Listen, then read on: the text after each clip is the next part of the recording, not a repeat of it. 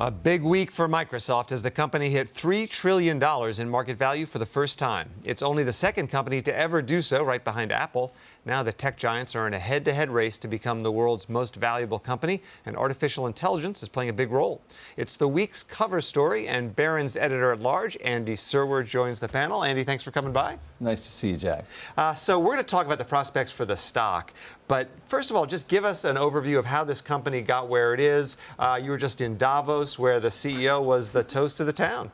You had to call me out and say I was at Davos. All right. Well, that's true. We didn't get to go. We were here. Yeah, okay. Well, I did see Satya Nadella there a couple times. Once with Sam Altman, who is the CEO of OpenAI, which is a hot AI startup that has a partnership with Microsoft. And really, they're the biggest buddy act in business right now, you guys. And why not? Because OpenAI has a valuation looking at $100 billion, and Microsoft, as you said, $3 trillion in market cap, and the stock has just been killing it.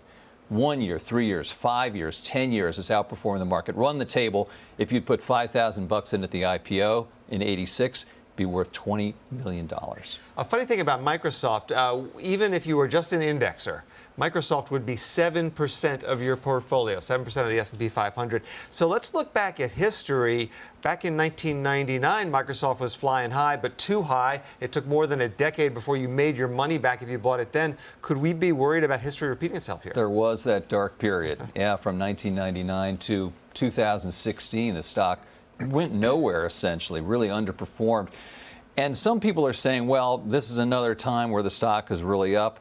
Will history repeat itself? There's some key differences, though. Number one, the stock had a PE then of about 65. It's only about 32 today. That's still pretty rich, but not 65.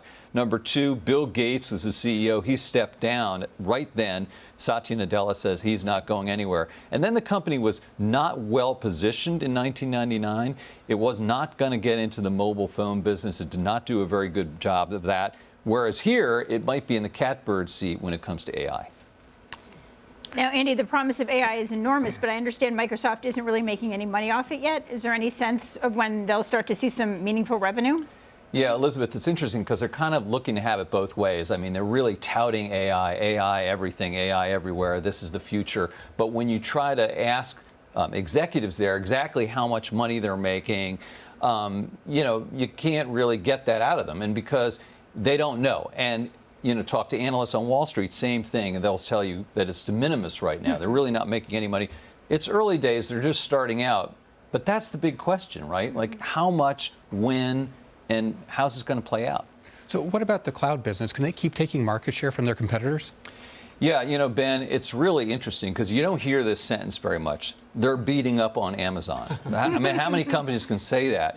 But Azure, the name of their cloud business, has been taking market share away from AWS, Amazon Web Services, which is the cloud business. And it kind of makes sense. I mean, Amazon is, a platform that has obviously a lot of retailing. Microsoft is a hardcore software company. So what they can say, the way they're getting market share is, if you use Azure, the cloud, it can help you with the servers and the software, enterprise and application software that you have as a business. So it sort of ties in that way. You guys mentioned Microsoft in the 90s. I, of course, am way too young to remember that. But I understand that the company used to be in the regulatory naughty corner back then. Today, I hear about every other big tech company with trouble from regulators but Microsoft. How did they pull that off? And can that continue? Yeah, Jack, that's right. Of course, 1999, 2000, there was a massive federal antitrust investigation that dragged on. Bill Gates was front and center in Washington, D.C. with that. And it was basically a standoff. Microsoft sort of won, but, it was a tricky kind of thing, really. But Microsoft learned how to play the Washington game, Jack. And they beefed up their lobbying efforts there big time, way before Google, Meta, Alphabet, Amazon, and Apple did. So they have really deep experience there. Brad Smith, the president and vice chairman of the company, really works that very well. And they've got sort of, their fingers in the pie all over the place in Washington, D.C. now. And the government has been investigating, of course, Google and Apple with regard to antitrust there with the Apple Store and with regard to search. Microsoft has avoided it, to your point. Now, that's starting to not be the case because they're taking a look at the OpenAI relationship. Same with a bunch of other companies. But, they've done a very good job of managing Washington, D.C., which is important. And they had they had the I'm a Mac, I'm a PC commercial. Microsoft looked like the fuddy-duddy. Who's going to pick on the fuddy-duddy? They fly under the radar.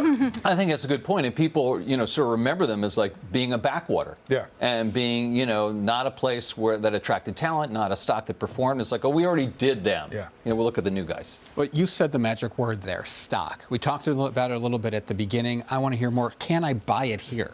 But what about the stock? Right? What about the stock? Right? Well, that's a good point. So, basically, there's two kinds of people who own the stock and people who might want to own the stock, right? Well, of course, a lot of us own it with the S&P, as you said, Jack. But for shareholders right now, it's kind of like a hold. I have to say, it's a screaming hold, right? People don't like to hear that, but it really is because, it may leg up, it may not. If you're looking to buy, analysts are saying maybe not right now. That PE of 32 that I mentioned is historically high. It's usually 27 over the past decade. And the bigger question just gets back to that question about AI, Elizabeth, which is how big a deal is it? I mean, we heard about Meta, we heard about crypto, NFTs. Some of that's still around the corner. AI looks to be the real thing, but there'll be plenty of time once it really starts to monetize. If it really is a big trend, you'll still have time to get in once those wheels start turning at Microsoft. Andy Serwer.